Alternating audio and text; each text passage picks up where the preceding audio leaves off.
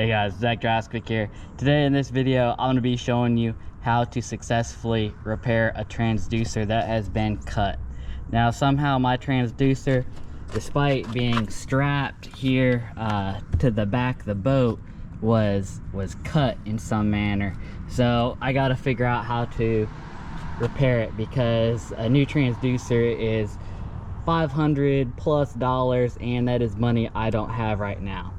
So what I did off camera is strip some of these wires back, so I have a little bit of room to work with there. Now the supplies that you'll need to do this is going to be some shrink wrap, some heat shrink tubing, these solder wire connectors if you do not have the ability to solder yourself, which I did not.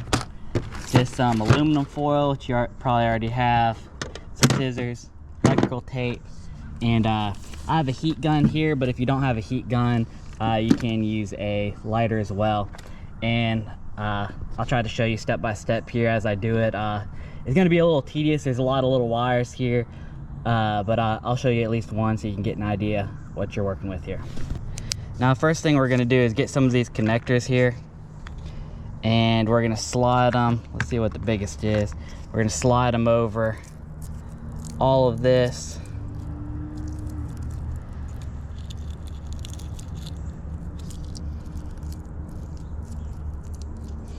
These are hopefully going to cover everything once we're done.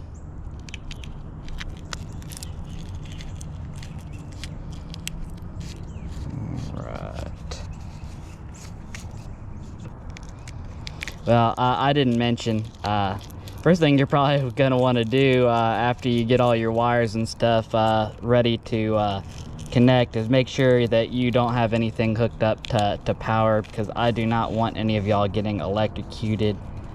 If you've never been shocked before, it is not a pleasant experience.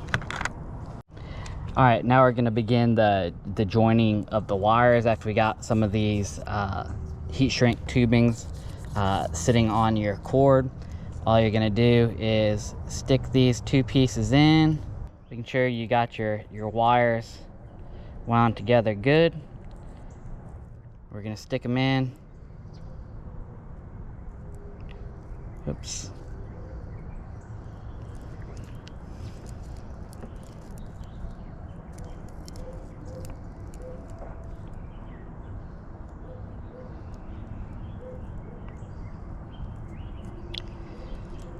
Overlap them a little bit, and we're gonna to melt that piece of solder in there with a heat gun, and I'll show you what the finished result looks like.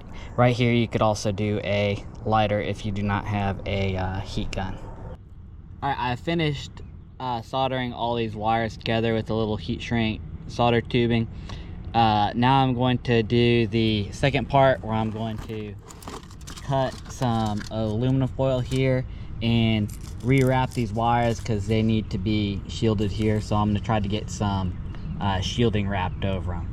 And after that, I did not do a good job getting it straight and tight with my solder, so these heat shrinks are not going to fit over the finished product, so I'm going to have to find another way to get this watertight, because this is going to be exposed to some water at times, and I do not want to get electrocuted.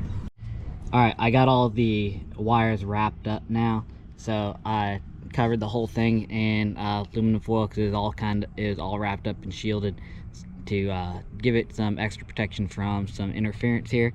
And now I'm going to finish by wrapping it all in some electrical tape here, and then I'm going to go to Home Depot and get something to waterproof this thing. Alright, got it all wrapped up in electrical tape now, and I did a few layers up and down, make it tight, make it to where if this gets tugged on a little bit, it's not going to put too much pressure on those solder connections there. I don't think those would be very strong.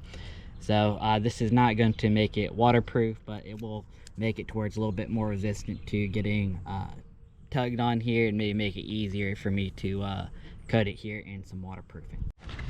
Alright, so I went to Home Depot and I got some of this, probably want to read it like this, some JB weld, marine weld. Now some marine grade silicone would work as well, but this has the fastest cure time, so I'll be able to put on a couple coats of this stuff tonight and hopefully be able to get out on the water tomorrow. Some of the other sealants, that silicone and things, are going to take 24 to 48 hours to fully cure. So I'm going to use this so I can get out there quickly, and I believe in some JB weld. I've used it before in some projects, and I'm hoping it'll add a little bit more strength to my cord here, because I'm hoping it won't get pulled on, but if it does, I don't want my little solders to get pulled apart. And when I'm applying this, I'm going to be wearing some of these gloves here. This stuff is hard to get off your fingers, so I would advise getting some kind of glove when you're doing this project. Alright, this is what it looks like after applying that JB weld, marine weld. JB weld, marine weld, with especially with 2 layers. Should get that thing nice and waterproof and add some strength to just that little electrical tape there. The only thing left now to do is add some brackets back in and mount the transducer back. I had some brackets before to keep that wire tight.